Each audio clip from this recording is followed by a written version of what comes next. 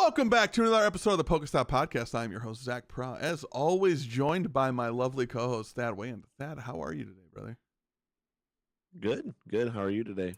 You know, Thad, we were in Atlanta this weekend, and I don't know if you know this. We did not play well. It did not go well. I was honestly, I think the worst part of the entire day was, I felt really good into, the card unfair stamp. I feel like that was kind of a pivot a lot of Dragapult decks made, kind of last minute. I feel like most decks a week before, they were all in, the Crystals and Secret Box and Guardy, and then, a lot more of these decks started playing unfair stamp. And, I felt fine, in the couple days before when I had tested against it. It felt great. I was like, okay, I'm usually drawing out of this. I'm usually just finding a way somehow to, draw out of this card. And in Atlanta, I could not draw out of it for my life. It was insane. Yep. I gotta say I'm pretty lucky. I didn't really play into any unfair stamps. All the ace specs I played against weren't too bad. I just played into really, really bad matchups. I don't know, Frostlast Budew. Yeah, that's crazy. Hitting a Frostlast Budew in round 2 is insane. That's Unlucky. wild. I know your pain. Trust. Yeah, it was really weird. I didn't really play any auto loss matchups. It was just really bad draws, really unfortunate, just getting Budewed out of my I remember one game I got Budewed 10 turns in a row. He knocked out a Noctowl on Budew's. That's how bad it got. And it's Dragapult. So by the time he did that, he had the entire he was probably tired of saying Itchy Pollen at that point. He had I don't think you could think of a better board state. And I'm just sitting here pass, for literally 40 minutes. It was so annoying. It was so unfortunate. But we did have out of Atlanta, we had this guy Henry Chow. I didn't know he played the Pokemon trading card game. No, Henry Chow winning his 3rd regional of the year. I'm just saying, I think he's a Guardy bot. You know what I mean? If I'm a Bolt merchant, he's a Guardy bot. That's all I'm saying. Yeah, I mean, Guardy bot came to play.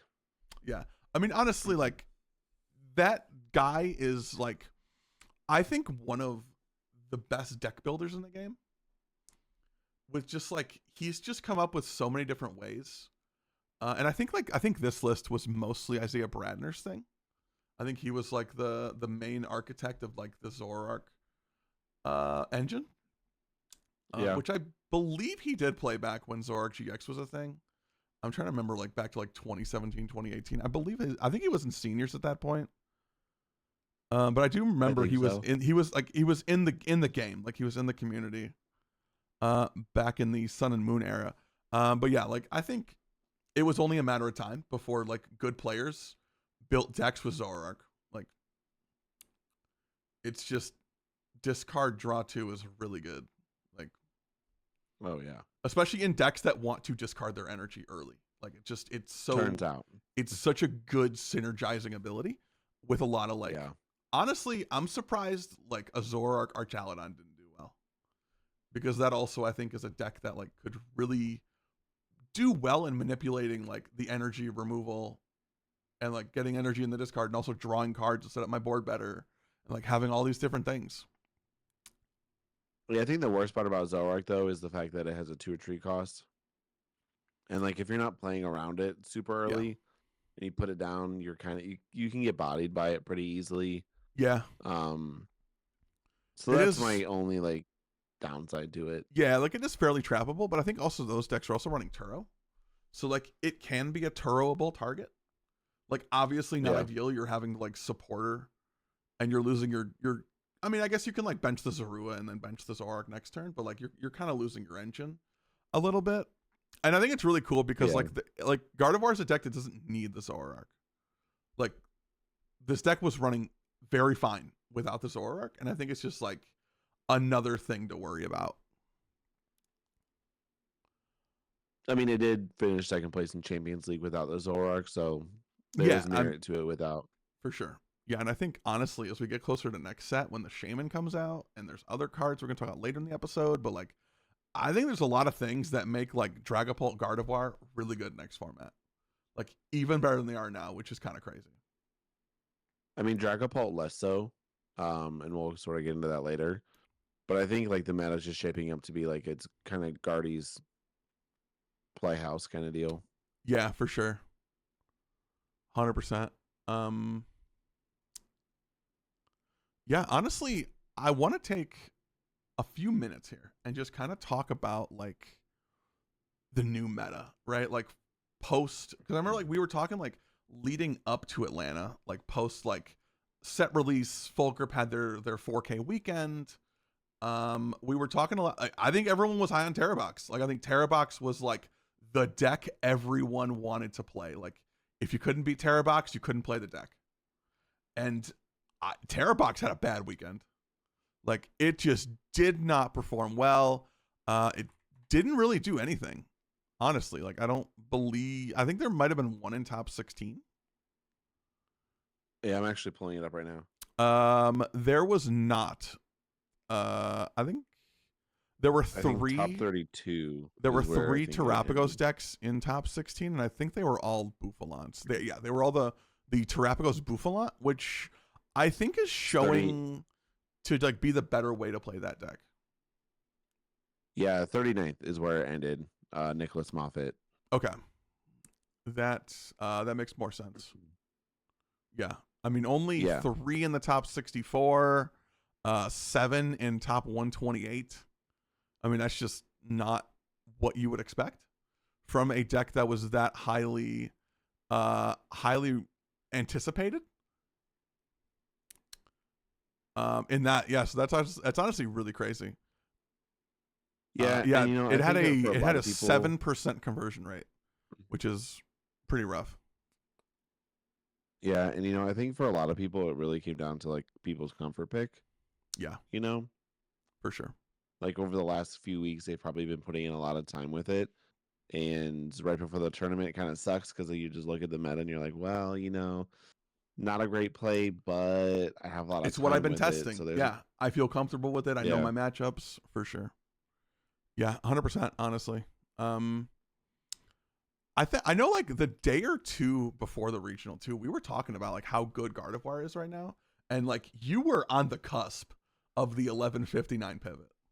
Quite literally. I was. You were in the hotel room at midnight grinding ladder games with Guardy, and I was like, don't do it. You're gonna like not know how to, like you're not gonna have the experience. Like you're gonna misplay and then do like a good bowl matchup or something. And like be like, if I played both, I would have won that. Like I think Guardy a week before the regional would have been a great deck. But like Guardy the night before the regional is not a great deck. Nah, dude, you just send it. It was such a good play. Yeah, and but that deck is such a thinking deck too. It is. I mean, and we'll get into this in a little bit, but like I played it at our locals, and I went undefeated up until the last round, and then the last round I just kind of like got in my head too much. I mean, listen, the lights get bright on stream, Oh yeah, that's you walk in the gym, the lights get bright. All right, not everyone's built for it like me, I think I'm actually undefeated on his. I think I'm like 2-0 or something. I don't know. It's genuinely not a flex. I'm 3-1 now on stream. There you go. I mean, listen, undefeated. Can't lose. Yeah, I mean, to be fair, like my other over half of my wins were with Lugia, so yeah, that's fair. My comfort pick, but I mean, like I think Guardy was a good pick for the weekend. Clearly Henry Chow showed up with probably the best list. Yeah. For the weekend, and like it's hard to say it's the best list in general because I think there's a lot of subjectivity with Gardevoir. Yeah. If I'm looking at some of the lists here, I have Josh Orlando Karam, who finished top 8, did not play the Zoroark at all. Yeah. Joshua Frink played played Guardy, but he had I think he had the same 60 as Henry though. I believe so. I'm trying to pull it up right now. Actually, I believe if not, it's super close. Yeah, I believe the people who played. Yeah, there were 4 people who day 2'd with it. Henry Chow, Josh Frank. Josh Frank top 32. Isaiah Bradner got top 64, and Michael Davidson got top 128. I don't know who else played that deck, so I'm assuming it was the 4 of them, and they all like had a really good event. Honestly, when your worst placement with a deck is top 128, and like those are also all like really accomplished players, like people who are like undoubtedly very good at the game. So like I think that variant is a more skill intensive Gardevoir, just because you have way more moving pieces, whereas like just a straightforward like Orlando Karam's build was just straight up Guardy. Like it was just Gardevoir, and like this is what I'm gonna do really well. Deal with it. Yeah, his list is actually really similar to a couple of the Japanese lists that I was looking into, because he was still on the blender. I was gonna say he was a blender build, and I think a lot of people were I think Secret Box is just a better way to play the deck. Like it's it's so much more aggressive, and like it accomplishes what blender accomplishes, but also gets you everything you want. Yeah, I mean, like realistically, like if you need energy in the discard, 2 of those cards can be discard cards. Yeah, you get a Vessel plus Research. Absolutely. Or Vessel plus Morty. You're kind of chilling. Yeah, you can grab so many like things with that, which is really cool. I mean, there's literally an endless list of combinations. Like Iono Countercatcher, Artisan. A lot of the Australians played they play like a variant of the deck too. Mm-hmm. All kind of, again, very similar 60s, if not the same. Like the Brent Tonneson group. Yeah. All sent it with. So, I mean, like some of the best players in the game decided, this was the event for Guardy. Yeah, I think, yeah. I mean, and I think like as people played more, and I think most people were just like a week behind the like quote unquote pro players, like the people who are literally like, this is their job. And like they are literally playing this game 40 hours a week, and they are like every day they're grinding games and like figuring things out, and like constantly in that mindset of thinking about the Pokemon trading card game at like a level that I think most players just aren't wanting to do that. Like I think that's just a lot of time and work. Like I don't know. Honestly, like if I play like an 8-hour limitless tournament, like I want to go to bed. And then like I couldn't imagine doing that every day. And like that being your job. Like that's way too much Pokemon for me. I'm gonna be honest. But I do think like those players like came to that realization that Guardy was really good probably like a week before the event, and then had time to build their lists. Whereas like everyone was figuring this out like Wednesday, Thursday. Yeah, I mean, having the thought was rattling in my mind for like maybe a couple of days before the event, but I was sick and like, okay, maybe these are just delirious thoughts while I'm sick and not like just oversleeping. And I mean, everyone's had like that deck you played on ladder, and you were like, oh, I haven't lost on ladder, and then you take it to like a locals and you go like 1-3, and you're like, okay, this isn't real. Yeah, and I will say that happens a lot, I think. And yeah, I mean, if we look at the meta a little, did you want to look into the meta a little bit at all? Yeah, we can look at that for sure. Yeah, absolutely. Yeah, because now that we have these really awesome tools provided by Robin Schultz, Limitless's Labs tool is so insanely good. Yeah, and then we have live where we can't even play old formats. Really cool. Robin Schultz figured out tournament deconstruction before TPCI could figure out how to play a card game. Literally, it's insane. So our top, I'm gonna break down day 1 and then day 2, and then we can look at the conversion rates after. So day 1, The top 5 decks were Bolt at 11%, Dragapult Dusknoir 11%, Terrapagos Noctowl at 10.3, Terrabox 10.1, and then the 5th one was the Goldango to Dunsparce at 8%. I think Goldango to Dunsparce was actually like a super slept on play. I think so too. And I mean, like, that deck, it had a really, really good event, I feel like. It did, and we'll see it in a second, but one thing I want to quickly add about it is I think for a lot of people it didn't feel like a good play because your Terrabox matchup isn't all that great. Yeah. Which I think is what scared a lot of people off. Yeah. But in hindsight, like, you let them eat themselves. Like, they just lose to so many other decks in the format. It's insane. Yeah, for sure. Yeah, 100%.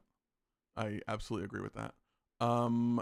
Honestly, the one thing that really kind of surprised me was like the no Dusknoir Dragapult not having as much play as I thought it would. I thought that would be the less desired Dragapult variant, but it only got 4.6. I thought it would be a little closer. I thought like I figured like 15% for all the Dragapult made kind of made sense. I thought it would be a lot closer than like 11-4. Which I think is just like it felt like it should have been a little bit more split evenly for sure. Yeah, for sure. Yeah, and I think it's just like the straight Dragapult, I think just requires a lot more work. Like, just because you can't like wipe their board with Dusknoirs, right? And like you really have to slow the game down a lot. And like your Budews have to stick, your stamps have to stick. Like you have less room for error. Whereas like Dusknoir can just save your ass sometimes. Full honesty. Like it can just bail you out of a bad situation when it's like, okay, I'm just gonna 4-prize you right now and you get 1. Win the game right now. Yeah, or I'm gonna win next time. Let your Dragapult hit for numbers it shouldn't. Yeah, for sure. It lets Dragapults kill Charizards, which is insane. Yeah, absolutely crazy. For sure. Definitely really good for the game. Super cool, super fun. But day 2, Dragapult Dusknoir with 15%. Then the regular Dragapult at 12.8%. The Terrapagos Bouffalon at 12.3%. Goldango to Dunsparce at 9.9%. Gardevoir at 8.09%. And then Bolt. I think people are overstating how bad Bolt had of an event. Like everyone's acting like, and like maybe this is like me being like the raging Bolt homer, but like it went from day 1 being 11% to day 2 being 7%. Like I don't think that's like a generational fall off the way everyone is pretending it is. Like am I being a raging Bolt stan? I mean, you might be coping a little, but like everyone just like I remember like we were like driving back and like I'm just scrolling Twitter and I'm just hearing about like Bolt had this generational fall off and I'm like, did it though? Like did it? You know, did it? I don't know. I think that's just like I think people just love to hate Bolt. I think there is genuinely like a lot of people just despise Raging Bolt as a deck because it is very one-dimensional. And like it just does one thing really well. Yeah. And I feel like turbo decks until you counter it. Yeah, literally. Until you play like a Budew. Shout out Budew. No better Very idea. fair card. No. You play Dragapult, but then you also put Farigiraf and Melodic in there. Tell me about your round 6 opponent, Thad. He's ahead of the curve. Let me talk about round 6. My control Dragapult. Yeah, that was crazy. When you told me it was because like I walked by and I saw a Dragapult and I was like, oh, okay. Bolt should win that. Unless like the stamp just sticks. And then like you walked up after and you were like, he played for Farigiraf. And I was like, what? Is he playing with 100? Is he playing Commander? Is he have like a 100 card deck?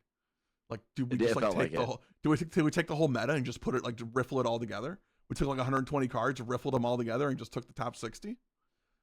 He was a Yu-Gi-Oh player, so That'll do it. Yep. I just want to say, Raging Bolt had just as many day 2 decks as Terrabox. and no one's like crashing. And out no because one's, Terrabox yeah, is so bad. for sure. And honestly, not that, I mean, 1% more for Bolt than Terrabox. So like, I don't know. I just think we're overhyping it. I think people love to hate turbo decks, which I'll never understand because it's like they're honestly like one of the least like meta oppressing archetypes like traditionally in the Pokemon trading card game. Like you can't tell me that like Budew Unfair Stamp is better for the game than Raging Bolt. Like I don't understand how we can have that logic. Listen, I got a bridge to sell you. Literally. Yeah, I don't know. I just, and maybe it's like, because I do love the turbo decks. I like going fast and I like hitting big numbers. And I like punching you in the face 3 times and winning the game. Like, big fan. 10 out of 10 would recommend. That would be optimal. Yeah, it's really fun. You should try it sometime. But honestly, never. Oh my God. Yeah. So looking at the conversion rates, just basing it off of the day 1 meta percentage, Bolt had a 6% conversion rate. Dragapult Dusknoir at almost 14%, which is crazy to think 1 in 8 Dragapult Dusknoir players made it into day 2. Even crazier, 28% conversion rate for the Dragapult. Just straight Pult. Like that's insane. Almost 1 in 3 made it in.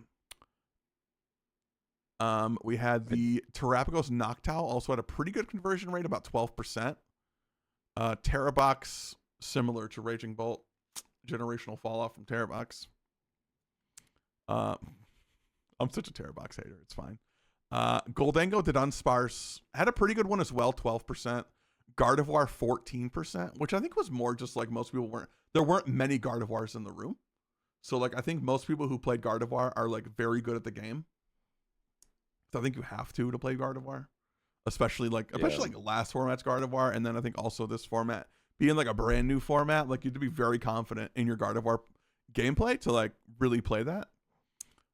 Honestly, you know, I just gotta talk about some of my favorite decks here that did not have any decks in day 2. I'm going to call this the Wall of Lame. Walls. Where you at? Where you at, Walls? How many Froligator made day 2? 0.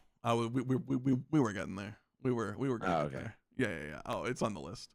He is on my shopping list of people to nail to the wall. I'm going to be like Full Grip, and like instead of like banned cards and GLC get pinned to the wall, it's just decks I don't like. And anytime they have a bad regional, I'm going to be like, you're bad. So walls there were no wall decks. There were 5 Ends Zoroarks in day 2. I don't understand how. I don't get it. There was a Hopsation in day 2. That was insane. And it did not run Archaludon. It is a straight up Hops deck. I mean, that's 1 out of 50 conversion rate. It's basically Raging Bolt at that point, right? Like, generational fall. My God. I'm a menace. All right.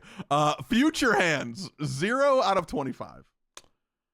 I don't know how you play Future Hands to this. I don't know how you play Future Hands in this format. Like I don't understand what its good matchups are. Is it just donking? There are none. You're like a worse Petulant donk deck. Like, I just don't understand the logic there. Unless you just really enjoy, like, I don't know, maybe like Iron, like, I don't even know like the name of the actual Pokemon. What's the Iron Crown? What? Iron Crown?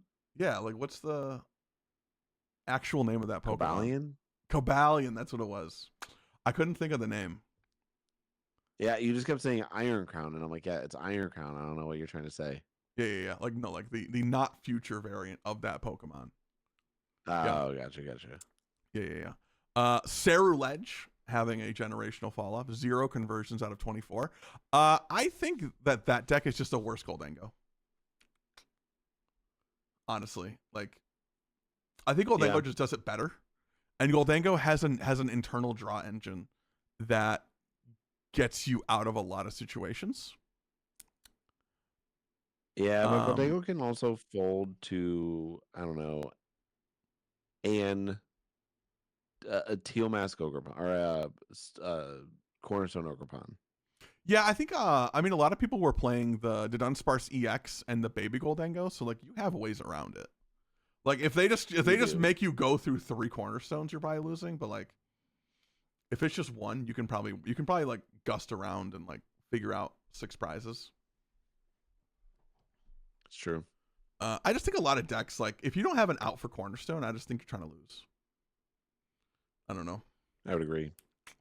I think also with like the Baby Goldango, you can just like chain that with a Night Stretcher. And like you're fine. They get 1 prize, you get 2. Math is mathing. It checks out. Yeah. For Alligator, no conversions. I hate for Alligator. Bad deck. I think it sucks. I like it's weird to think. It feels like the new Snorlax. Yeah, it's kind of weird to think that like that did so good in this exact format in Japan that it won a Champions League. I think that just speaks to the nature of like best of 1 versus best of 3. Yeah, 100%.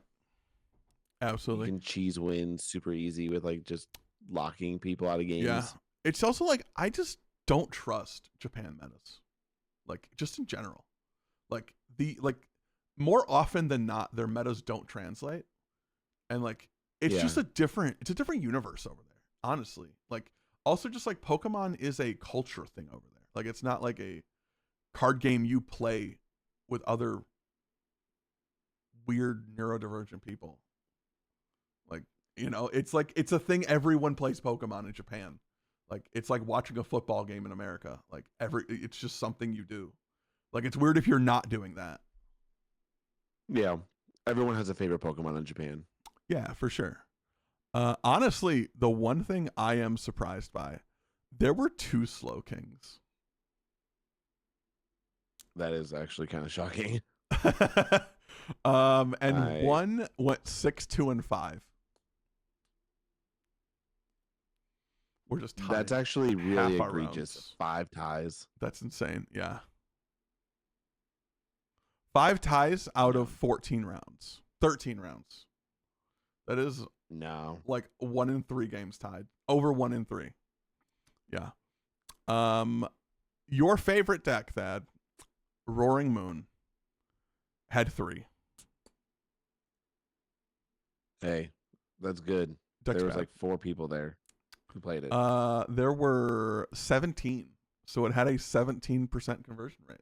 Actually, you know what? It showed up. It had a better conversion rate than Bolt by like 80,000%. So you're good there. Yeah, if you ask Twitter. Yeah, especially if you... I think you should only ask Twitter. Honestly, all right. This is the last one I want to do. Raging Bolt, Ionos Belly Bolt. Who thought that was good? I'm going to be honest. I wouldn't sleeve this up for locals. And we're just out here. The best record it got was 4-3-1. It's actually really funny because I was looking at that earlier, and the guy that went 4-3-1 was the opponent who sat next to me during that judge call. Oh my God. That was him? Yeah. All right. Okay, just because this doesn't flame the person. And I'm not going to mention what he was playing against because I don't want like anyone to think we are inciting anyone to say negative things to anyone on the internet. For when Big Pika watches this episode, I want that to be on the record. So Thad, why don't you tell this story? Because you were the one that had to witness this debacle. Yeah, me and my opponent that round. I'm not going to say which round this was. I think it would give away too much. The round that this was, it was super distracting because me and my opponent were like in the middle of a game 3 when this was happening, and like our game 3 was like super tense, but we were just like super distracted by what was happening. Essentially the non-roaring or the non-raging bolt player said to a judge, hey, I think that this person played Sada for turn, but there's no Sada in their discard for this turn. They played 2 Sada. They're claiming that the opponent played 2 Sada.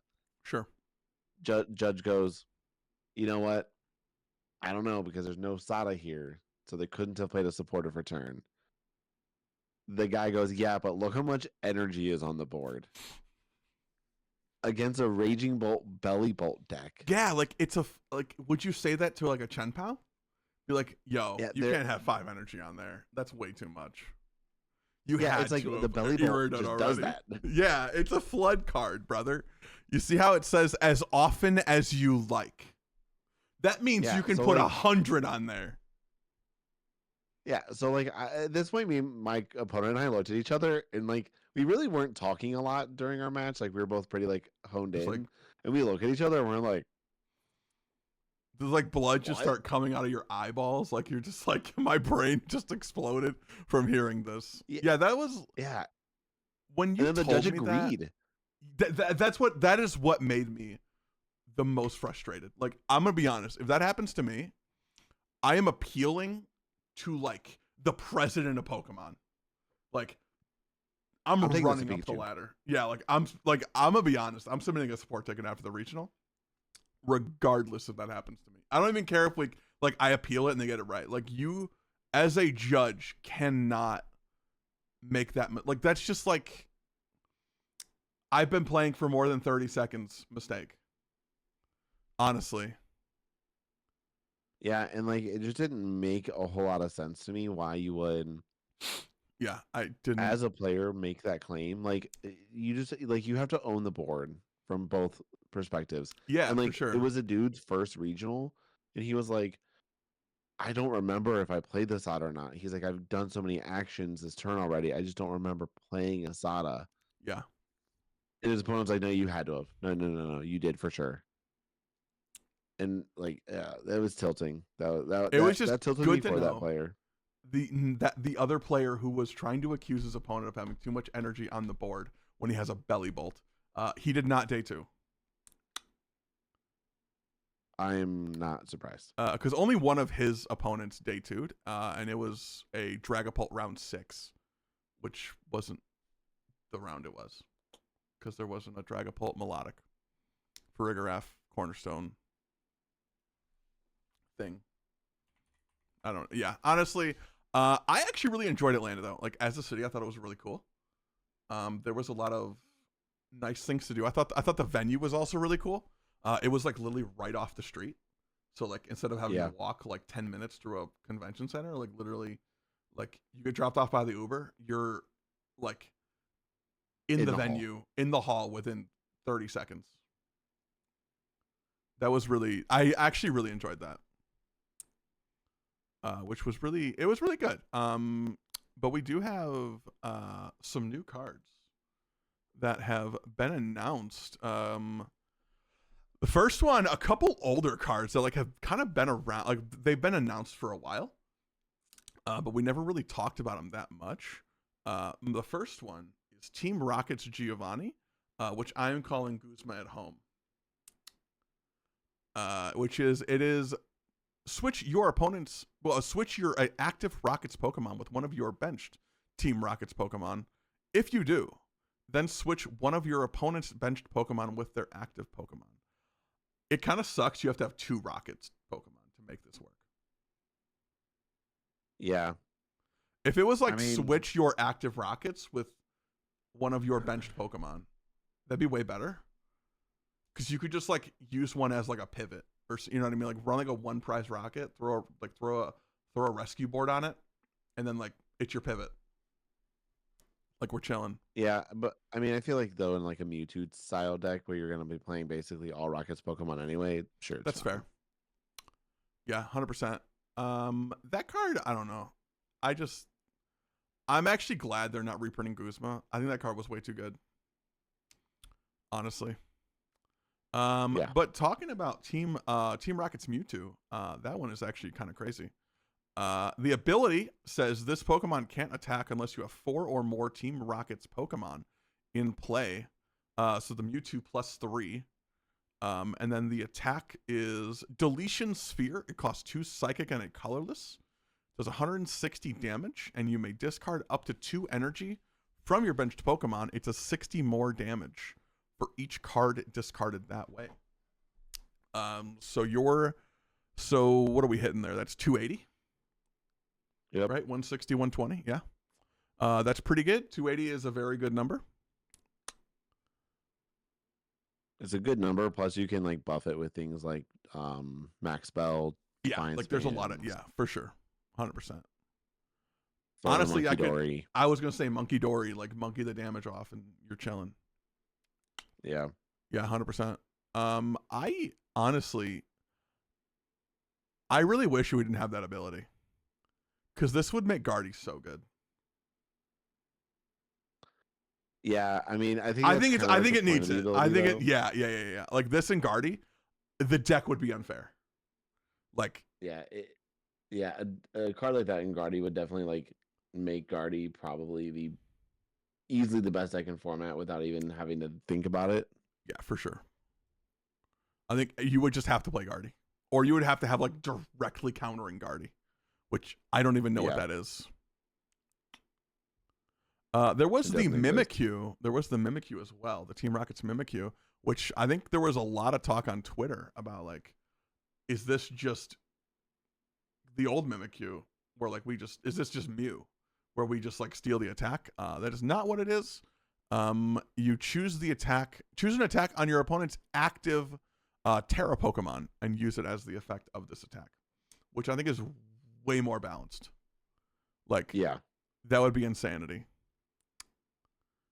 It would be way too good. Like a straight copy, it would be. Honestly, I think this finds a place in Guardy. Yeah, I just don't know what you're really copying though. Oh, I think here's the Dragapult. I was gonna say Dragapult with the Clefairy.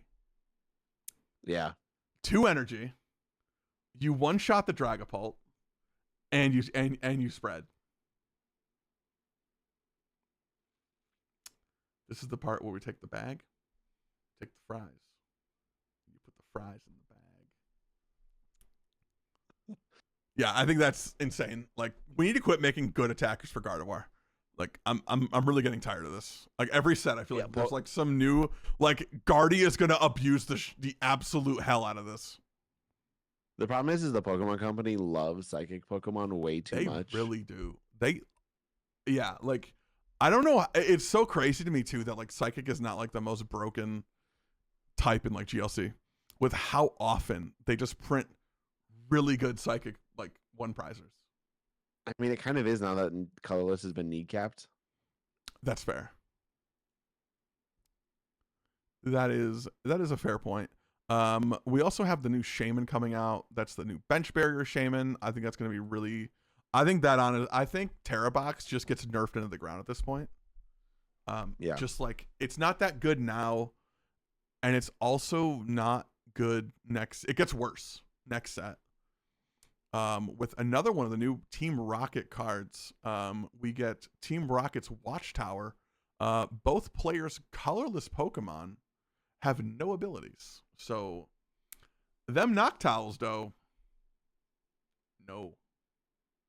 Yeah, I mean, Noctowl decks get kneecapped now for arbitrary reasons. The Dunsparce also. So, like, a lot of decks were running that. It's going to hurt. Honestly, every engine in every deck is based on colorless Pokemon. You have the Fanrotom, the Noctowls, the Pidgeots. Yeah.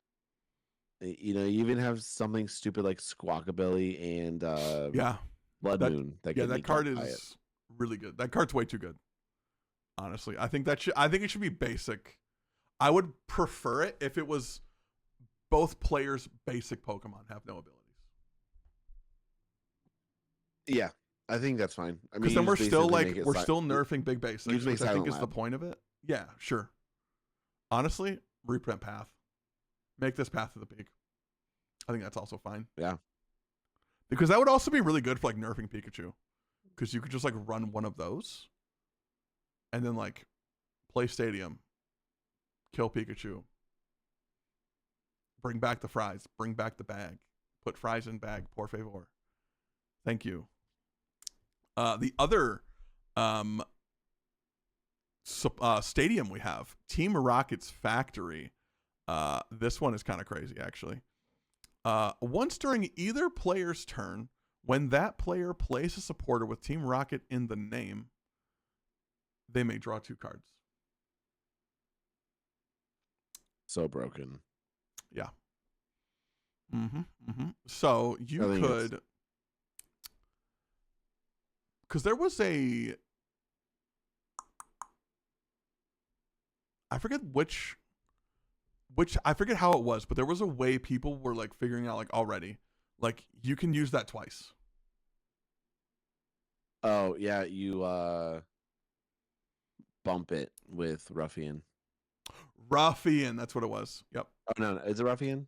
Or no, because then you don't have the. It has to be a Rocket supporter. Oh, the Chen Pao. Chen Pao, yes, that's what it was. Yeah, the Chen Pao has an ability where you can discard a stadium and play. Yep, absolutely. That would be insane. Like you Rocket Giovanni. Do your Gust.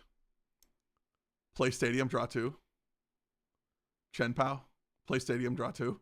And so I'm drawing 4, and I've double gusted. And I have a Mewtwo. Seems fair. No issues at all. Sign the slip. Seems great. Yeah, absolutely phenomenal. The only special energy though we're probably going to see for the Team Rockets set, it is a double Dark or Psychic. As long as this card is attached to a Team Rocket's Pokemon, it provides 2 in any combination of Psychic and Dark energy.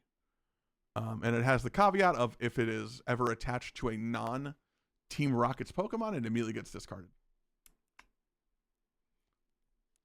Sure. So that could be really good. I could see that being really good for like Mewtwo, or honestly the Mimikyu, if you ran that in like a Rocket box type deck. Yeah, I forgot what is the. Yeah, it can meet the necessary condition for discarding the energy from Mewtwo. For 1 energy. In and of itself. For a single attachment, yeah. And honestly, Colress's Tenacity I think is going to go really hard in this deck. Yeah, I mean, thank God we don't have something like a Lieutenant Surge's strategy, because that would be that deck would be so broken. I don't think you could have that with Dusknoir. Like I think that combination is way too, and like you're going to need a ban. Like something's going to have to go for sure. Yeah, between that, the Magneton that blows itself up, accelerates 3 energy. Yeah. We do have Archer that's basically Marnie, which is kind of cool. But it does require one of your Team Rocket's Pokemon to be knocked out during your opponent's last turn. Each player shuffles their hand in their deck. It's stamped, but they get 1 more.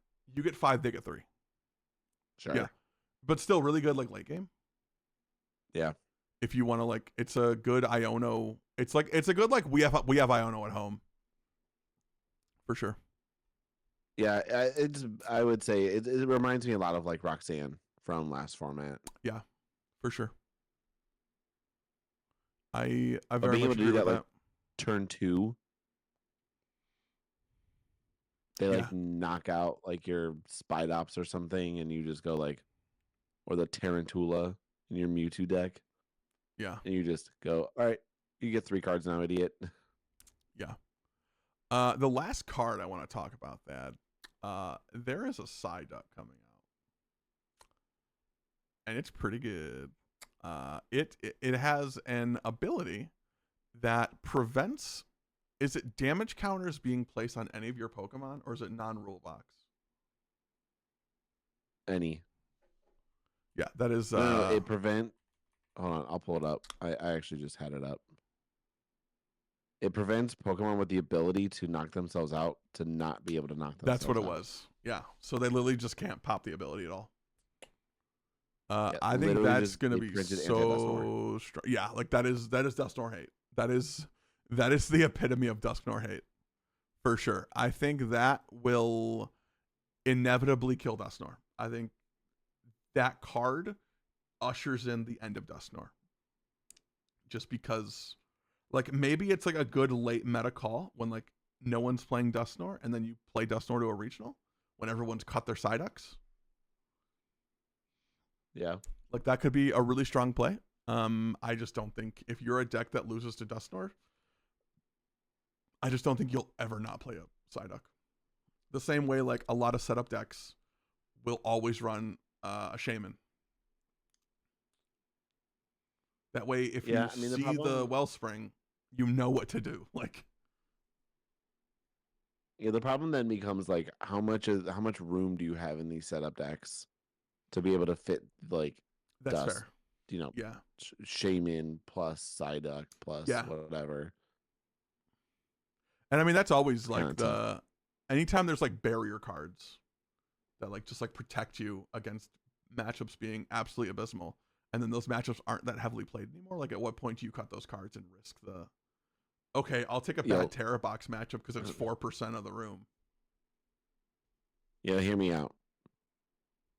Charizard's broken. I'm gonna check the limitless data here because we have the technology now. We currently have the technology. It'll be broken once we get these cards. I mean, it probably gets a lot better for sure. I don't think I think Dragapult's just still better than Zard. Like I think that still gatekeeps that card way too much.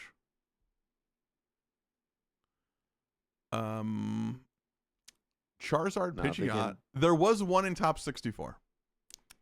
But there was only one. They had one player with Charizard, Pidgeot in day 2. And it had like Charizard, Pidgeot, the Dunsparce, Dusknoir. There's even a Chi-Yu, which I think might just be for like melodic, maybe. I don't know. Like that's the only reason like I could think that would be good. Yeah, but it also only does 140. I don't know. I would just play Gouging Fire. Oh, you like Gouging Fire? I mean, someone played Gouging. Actually, Gouging Fire had a 100% conversion rate. I did see that. One out of one. So like whoever I forget the person's name, but there's someone on Twitter who is like preaching the gospel of our Lord and Savior Gouging Fire. I really hope it was this person. Like I really hope like they were the one to bring it. And they went 2-2 in day 2. So like it wasn't just like like they didn't just like farm bad players in day 1. Like they beat 2 people in day 2. So I think their only whiff on this was like not playing the Volcanion EX.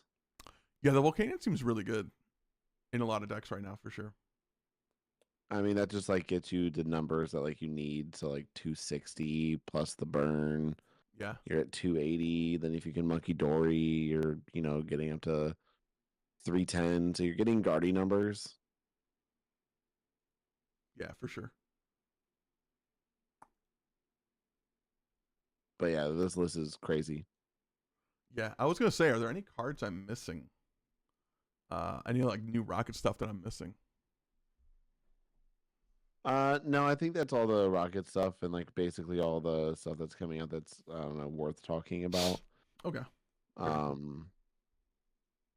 Yeah. Other than that, there's some really cool like secret arts that got revealed. Mm-hmm. The Moltres secret art's gonna be sick. If anybody wants to send me their Houndoom secret arts from that set, please send me them. Mine. I'll sell you mine. I got you. I don't want Zach Pros overpriced Houndoom card. They're not gonna be overpriced. I'll give you a deal. I'll give you 1% below market because I'm that's the friend price. That's the co-host price. That's deal. Yeah, it's actually a deal. You know what you should do? Wait for me to post on like Facebook Marketplace and then offer me like half of like retail. Yeah, I'll be the card shop. Yeah, like even worse than the card shop. Offer me like 40%. Be like, it's $100. I'll give you 30 cents, and you have to thank me. I'll give you bulk price. Now shake my hand. But I think that wraps us up for the 13th episode, lucky number 13 of the PokeStop Podcast. I want to thank everyone for watching this episode. Thank you so much for watching. Make sure to like, subscribe, and tell us what your favorite Rockets card is, or whatever deck you think is the best play for Milwaukee Regionals, because I need a good deck for that tournament. Because my invite is looking real sketchy right now. Man, I went from like top 32 post Louisville to like never getting more points after that regional. I was at 400 after that regional in October. I am currently at 400 points in April. Like, the fall off is generational. Bolt learned from me. I mean, you just don't have IC travel money. That's what it. I don't have my Latin America tournament travel visa, I guess. I don't know. Yeah, that SPE money, man. Yeah, maybe I should go to, like, I don't know. Is there like an Australian SPE in like a month? I can just go to that and like get top 16 at a 30-person tournament and get an invite off that. Yeah, hold on. Let me look that up for you real quick. Oh my God. All right. Well, thank y'all so much for watching.